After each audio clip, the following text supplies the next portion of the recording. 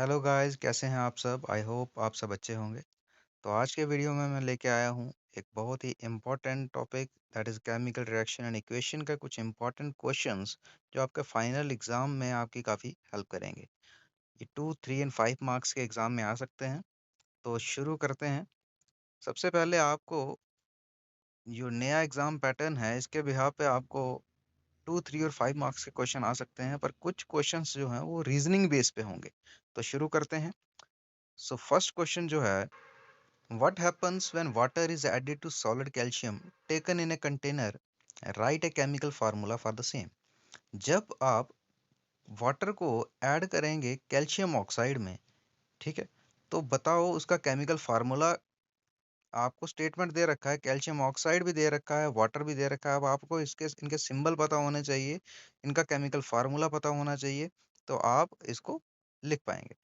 सबसे पहले calcium oxide को जब भी हम वाटर में ऐड करते हैं तो वो बनता क्या है, कैल्शियम ऑक्साइड हाइड्रोक्साइड बनता है। क्या बनता है? कैल्शियम हाइड्रोक्साइड बनता है, जिसको कैल्शियम हाइड्रोक्साइड का अनदर नेम क्या है, स्लेग्ड लाइम है।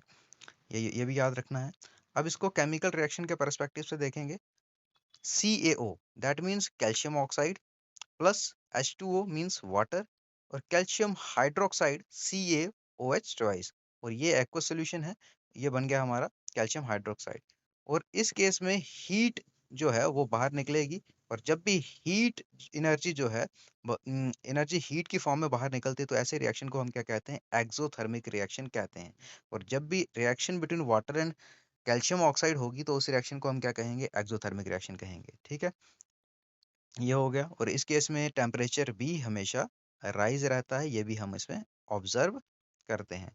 तो आई होप आपको ये क्वेश्चन थोड़ा समझ आया होगा और आप इसे लिख पाएंगे। ठीक है। सो नेक्स्ट क्वेश्चन है हमारा, what is corrosion and explain its advantages and disadvantages. तो अभी तक हमने जो भी पढ़ा कि कोरोजन जो है, जो एक अच्छा प्रोसेस नहीं है, यानी कि उससे मेटल जो है वो डिटीरियोरेट हो रहा है, खत्म हो रहा है। तो corrosion, अभी तक हमने क्या पढ़ा था, it is a process of deterioration of metals as a result of its chemical reaction with water or air due to some chemical reaction on its surface। उसकी सरफेस पे कुछ केमिकल रिएक्शंस होती रहती हैं, वाटर की मदद से भी होती हैं और एयर की हेल्प से भी होती हैं। तो जो मेटल को क्या कर देती हैं, करोड कर देती हैं, खत्म कर देती हैं।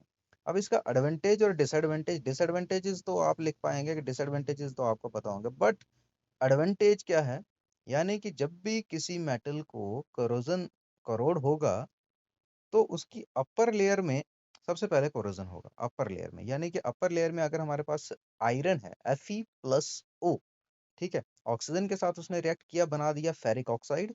तो फेरिक ऑक्साइड यानी कि एक ऑक्साइड की लेयर उसकी अपर लेयर में बन गई, और वो लेयर उसको हेल्प करेगी कि इनर मेटल में कोरोजन ना हो। यानी कि एक लेयर ऑफ ऑक्साइड बन जाती है उसकी सरफेस पे, जो इनर मेटल को कोरोजन से बचाती है। और इसी केस में कुछ मेटल्स हैं जो यूज होते हैं, जैसे जिंक हो गया, उसको हम सैक्रिफिशियल एनोड के तौर पे यूज करते हैं, ताकि कोरोजन को मेटल से बचाया जा सके।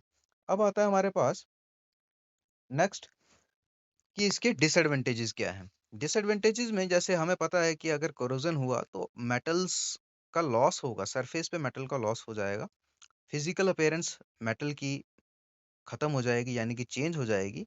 उसके बाद केमिकल प्रॉपर्टीज भी मेटल की चेंज हो जाती हैं।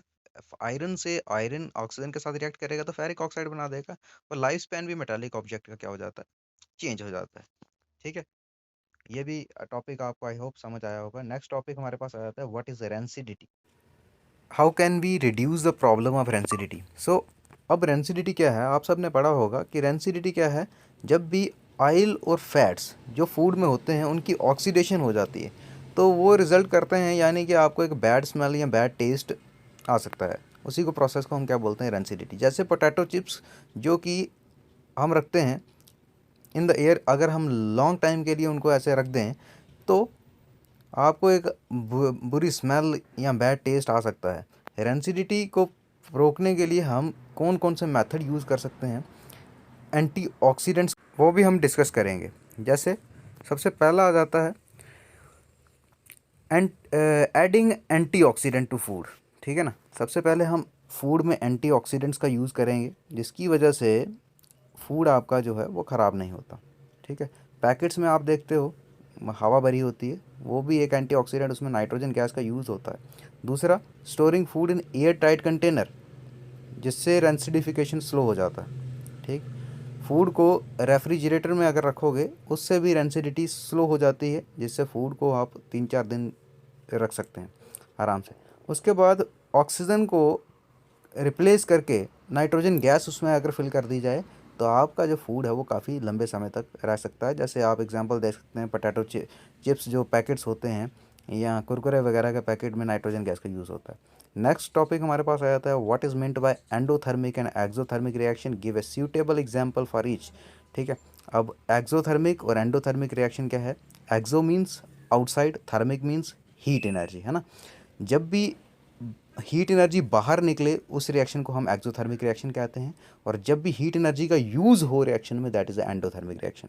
Reaction in which large amount of heat energy is produced along with the product is called exothermic reaction. यानी कि हीट एनर्जी प्रोड्यूस हो रही है और बाहर वो एटमॉस्फेयर में निकल रही है, रिएक्शन से हीट एनर्जी बन रही है ना, यूज़ नहीं हो रही है। तो इस रिएक्शन को हम क्या करेंगे? एक्सोथर्मिक रिएक्शन करेंगे। जैसे कैल्शियम ऑक्साइड क्यूकलाइम रिएक्ट करता है वाटर के साथ, तो हमारे पास कैल्शियम हाइड्रोक्साइड बनता है जिसे हम स्लेक्ट लाइम करते हैं, एंड हीट। ये रिएक्शन हम ऑलरेडी कर चुके हैं फर्स्ट टॉपिक में। इस रिएक्शन को हम क्या करेंगे? एक्सोथर्मिक रिएक्शन कहेंगे। आप देख रहे हैं हीट जो है, हीट एनर्जी बाहर रिलीज़ हो रही है। ठीक, और एंडोथर्मिक रिएक्शन में large amount of heat energy is absorbed, यानी कि इसमें जो रिएक्शन है इसमें हीट एनर्जी एब्जॉर्ब हो रही है। रिएक्शन को प्रोसेस करने के लिए हीट एनर्जी का यूज़ हो रहा है। इस रिएक्शन को हम क्या बोलेंगे? एंडोथर्मिक रिएक्शन बोलेंगे।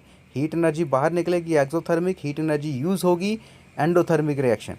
ठीक है, आई होप आपको ये क्लियर होगा। एग्जाम्पल के लिए, जब भी हम कैल्शियम कार्बोनेट यानी कि लाइमस्टोन को हीट करते हैं, वो डिकम्पोज होकर क्या बना देता है? कैल्शियम ऑक्साइड बना देता है, यानी कि क्यूकलाइम बना देता है। कैल्शियम ऑक्साइड का अनदर नेम क्या है? क्यूकलाइम है। और साथ में क्या बनाएगा? कार्बन डाइऑक्साइड बनाएगा। रिएक्शन से आप देख सकते हैं, सबसे पहले कैल्शियम कार्बोनेट फार्मूला क्या है? CaCO3। ठीक है, CaCO3, उसको हीटअप किया तो क्या बना? कैल्शियम ऑक्साइड बन गया प्लस कार्बन डाइऑक्साइड। यानी कि इसमें हीट आप देख रहे हैं क्या हो रही थी? हीट इसमें क्या हो रही थी? यूज़ हो रही थी। तो इस रिएक्शन को हम क्या करेंगे? एंडोथर्मिक रिएक्शन कहेंगे। तो नेक्स्ट टॉपिक हमारे पास आ जाता है, what is photosynthesis considered an endothermic reaction. अब फोटोसिंथेसिस सबने पढ़ा है, उसको एंडोथर्मिक रिएक्शन कैसे कंसिडर कर सकते हैं? ठीक है, आपने ये रिएक्शन पढ़ी है कि फोटोसिंथेसिस क्या होता है। फोटोसिंथेसिस यानी कि एनर्जी जो सन से प्लांट्स को मिलती है, सनलाइट को एब्जॉर्ब करते हैं प्लांट, है ना, सनलाइट को एब्जॉर्ब करते हैं।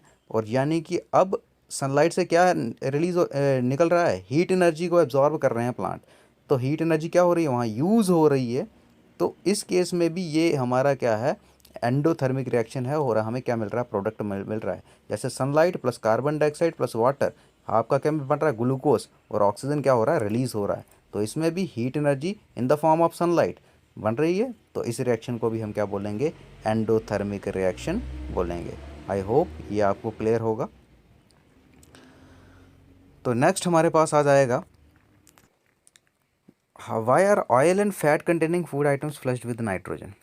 ऑयल और फैट कंटेनिंग फूड आइटम्स को में नाइट्रोजन क्यों फ्लश की जाती है? क्यों उन पैकेट्स में नाइट्रोजन का यूज़ होता है? इसका मेन ऑब्जेक्टिव मैं आपको ऑलरेडी बता चुका हूँ। क्योंकि नाइट्रोजन जो है एक इनर्ट गैस है, वो इजीली किसी भी आइटम के साथ रिएक्ट नहीं कर सकती, है ना, नहीं करती, इसीलिए नाइट्रोजन को फ्लश किया जाता है। तो पढ़ लेते हैं इसको। मेन ऑब्जेक्टिव क्या है flushing nitrogen into food packets? क्योंकि ऑयल और फैट प्रोडक्ट्स जो होते हैं उनको रेंसिडिटी को कम करने के लिए इसका यूज़ होता है। नाइट्रोजन एक इनर्ट गैस है, जिसकी वजह से वो इजीली रिएक्ट नहीं करता इन दी सब्सटेंस के साथ, इसीलिए नाइट्रोजन को यूज़ किया जाता है अनरिएक्टिव इन्वायरमेंट, यानी कि रिएक्ट नहीं करता, वो इन्वायरमेंट ही नहीं बनने देता रिएक्ट करने के लिए, जो रेंसिडिटी को प्रिवेंट करता है। ठीक है, ये भी टॉपिक आई होप आपको समझ आया होगा। सो मिलते हैं नेक्स्ट वीडियो में। Thank you for watching. ज़्यादा से ज़्यादा इस वीडियो को शेयर कीजिए, लाइक कीजिए एंड सब्सक्राइब कीजिए, ताकि और भी आपकी तरह कुछ बच्चों को हेल्प मिल सके। थैंक यू, धन्यवाद।